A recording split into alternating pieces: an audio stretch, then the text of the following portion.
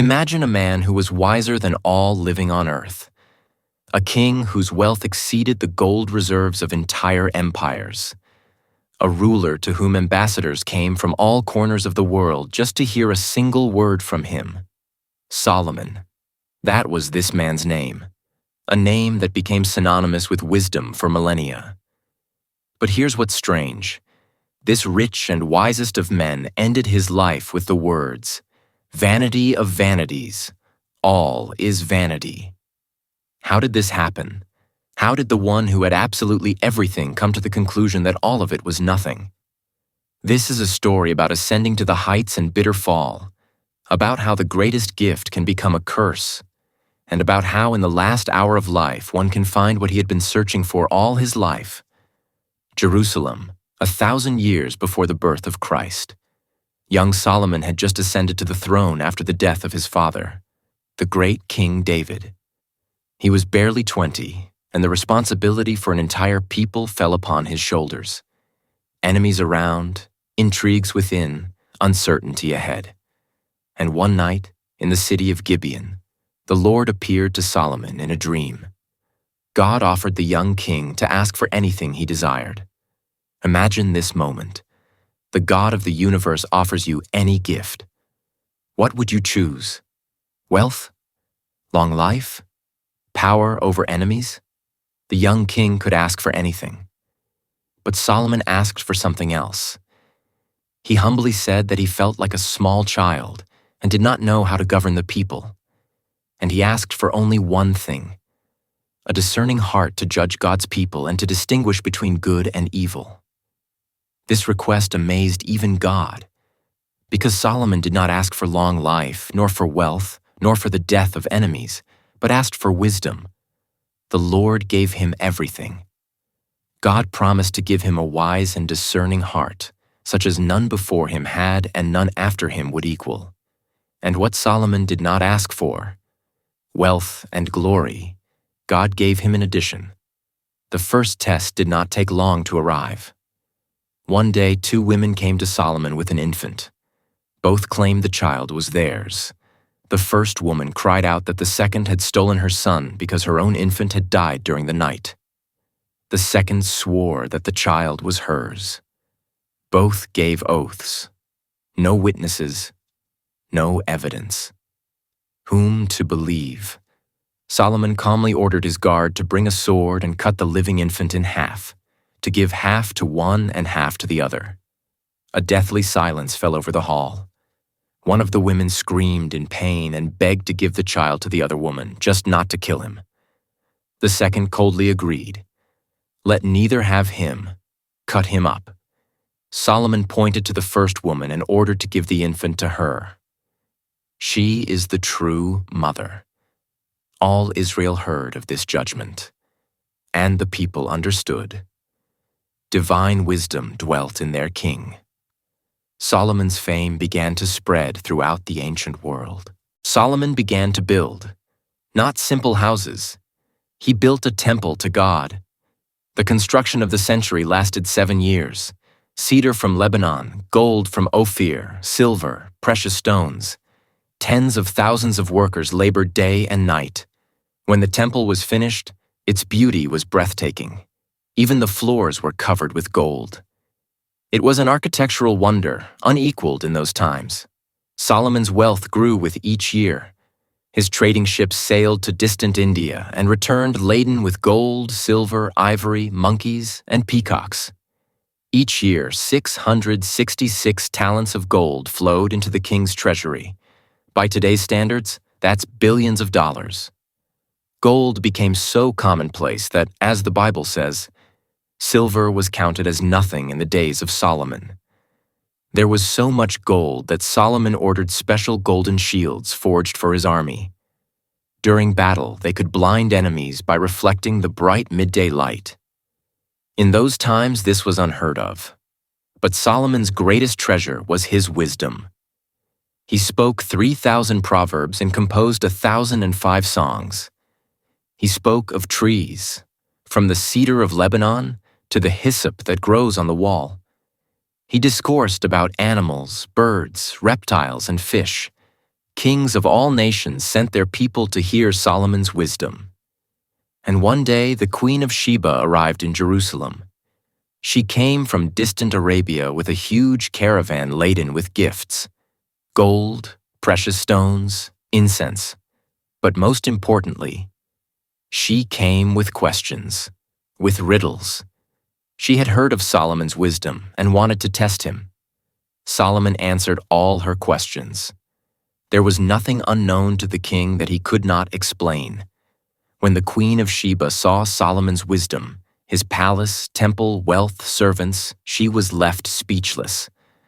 She confessed that in her land there had been rumors about Solomon's wisdom, but she did not believe these stories until she came and saw everything with her own eyes. And it turned out that they had not told her even half the truth. Solomon's wisdom and wealth surpassed everything she could imagine. This was the peak of Solomon's glory. The greatest king on earth, the wisest, the richest, the most famous. It seemed it would always be so. But in Solomon's very wisdom lay danger.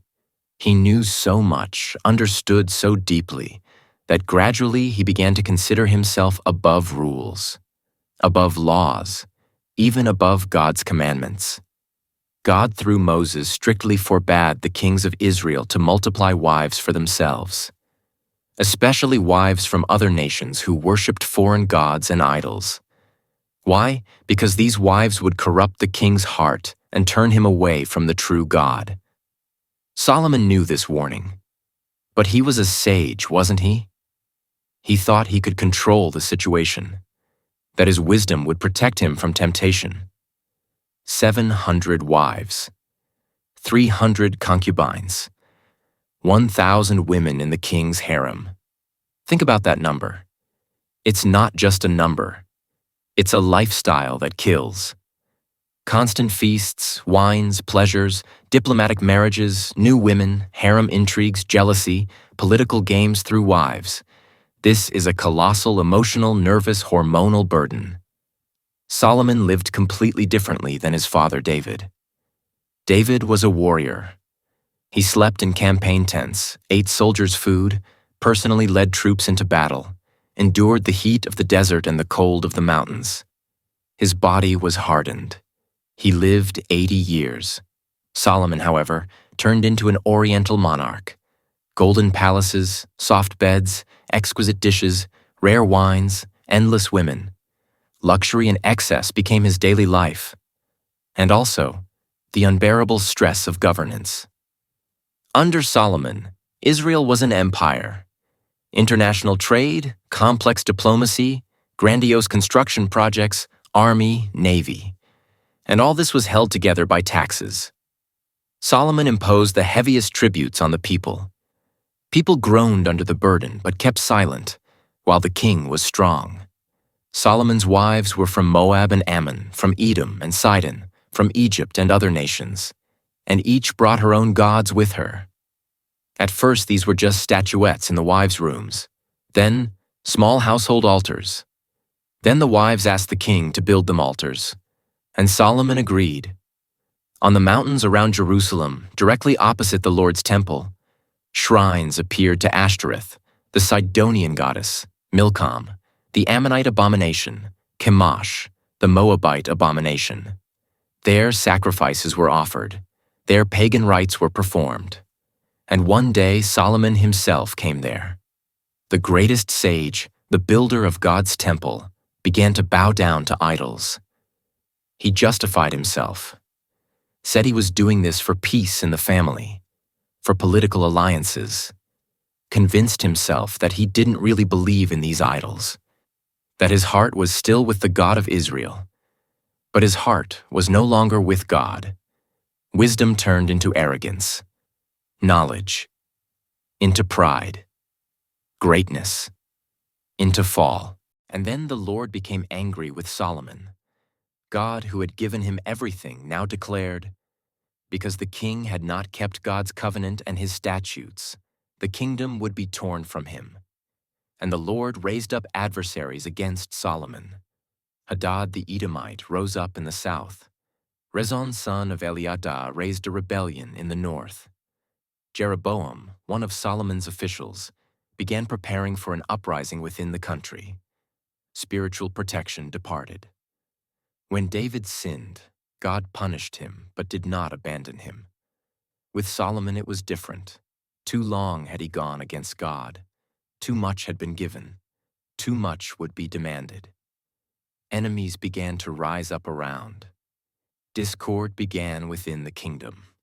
The people murmured under the burden of taxes. The peace Solomon had been proud of began to crumble. Glory faded. But the most terrible thing, something broke inside Solomon himself. Solomon aged early. He was about 60, an age at which his father David was still full of strength. But Solomon was broken. A body worn out by excesses, nerves exhausted by the constant tension of managing an empire, a soul emptied by apostasy from God, 1,000 women, endless feasts, wines, luxury. All this demanded its price, and the bill was presented. He still sat on the throne, was still wealthy, was still officially considered wise, but his eyes had dimmed. Enemies pressed at the borders. The people hated him for taxes. Within the kingdom, a split was ripening. He began to look back on his life, and what he saw horrified him. He remembered how he built houses for himself and planted vineyards, how he made gardens and groves, dug ponds for irrigation, how he acquired servants and maids, much livestock, how he gathered silver and gold for himself more than all the kings before him, how he got himself singers, male and female, everything that delights people. Whatever his eyes desired, he did not refuse them. He did not restrain his heart from any pleasure. And what then? He looked back on all his deeds, on all the labors with which he had labored, and realized that all this was vanity and a striving after wind. There is no profit from them under the sun. Vanity, emptiness, chasing after the wind. Wisdom, in much wisdom is much sorrow. He who increases knowledge increases grief. The more he knew, the more clearly he saw the meaninglessness of everything. Wealth? Who knows whether a wise man or a fool will inherit it after him? And he had labored wisely under the sun. He could not take his treasures with him to the grave. Glory? Everything will be forgotten.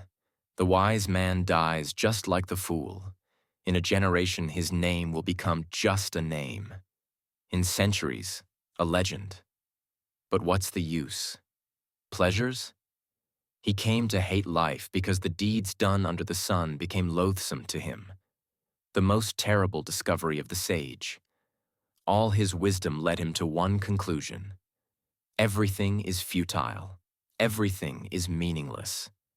Everything is vanity of vanities. He who had everything discovered that all of it was nothing. Solomon was dying, old, disillusioned, broken by his own wisdom, a body destroyed by excesses, an empire falling apart before his eyes, a people ready to revolt. His wealth did not bring joy. Glory weighed heavily. Pleasures had become repulsive. 1,000 women, and not one truly loved him. He had lost the kingdom. God had predicted its division after Solomon's death. He had lost his health. The luxurious life had burned him out from within. He had lost peace with God, and that was most terrible of all. His father, the warrior King David, at 80 years was surrounded by love and honor, despite all his sins, because David always returned to God, always repented, always remembered who the true king was. Solomon forgot. And now, at 60 years, he lay broken, realizing the scale of his fall. But in the last days of life, something happened. Perhaps he remembered that night in Gibeon when the young king humbly asked for wisdom. Perhaps he looked at the temple he had built for God, now surrounded by pagan shrines. Perhaps he simply grew tired of the emptiness. Solomon repented and took up a pen and began to write. This was his last book, Ecclesiastes, the Preacher, the confession of a dying sage. He began with words about how everything is vanity of vanities, complete futility. What profit has man from all his labor in which he toils under the sun? He did not hide his fall, did not try to justify himself. He honestly described how he had tried everything this world could offer and discovered that all of it was emptiness without God. He wrote about how he saw everything done under the sun and realized that everything is vanity and a striving after wind. But at the end of the book, after all his reflections on the meaninglessness of earthly things, Solomon wrote the most important words. This was his last lesson, his testament, his repentance. He wrote that the whole meaning of human life is to fear God and keep his commandments, because in this is everything for man. That's all. The whole meaning of life in one sentence. A man who had experienced everything came to the simplest truth. Without God, everything is futile. With God, everything gains meaning. The beginning of wisdom is the fear of the Lord. Solomon began his path with this truth when he asked God for wisdom. He forgot it in the middle of the way when wisdom turned into pride. And he returned to it at the end, when wisdom, having passed through the crucible of pain, again became humility. The pen fell from his hands. The book of Ecclesiastes was finished. Solomon died at the age of about 60 years. His father David lived 80. The warrior outlived the philosopher. The one who was hardened in campaigns lived longer than the one who drowned in luxury. His kingdom, as God had predicted, split immediately. The people came to Solomon's son, Rehoboam, with a request to lighten the heavy yoke that his father had laid upon them. They begged to reduce taxes, to lower the burden of harsh labor. Rehoboam refused. And 10 tribes of Israel broke away, creating the northern kingdom. Solomon's empire collapsed in one day. Everything he had built over decades crumbled instantly. The temple he had built for 7 years was destroyed several centuries later. His wealth scattered, his glory became history. 1,000 women forgot his name. But the book remained. A book about how wisdom without God is madness. Wealth without God is poverty. Glory without God is shame. Life without God is death. And this book is still read, reminding each generation, everything earthly passes. What seems important is vain. What seems invisible is important. Everything is vanity of vanities. But not everything. There is one thing that is not vanity: the fear of God and the keeping of his commandments. In this is the whole man. Such was the last lesson of King Solomon, a lesson purchased at the price of a whole life.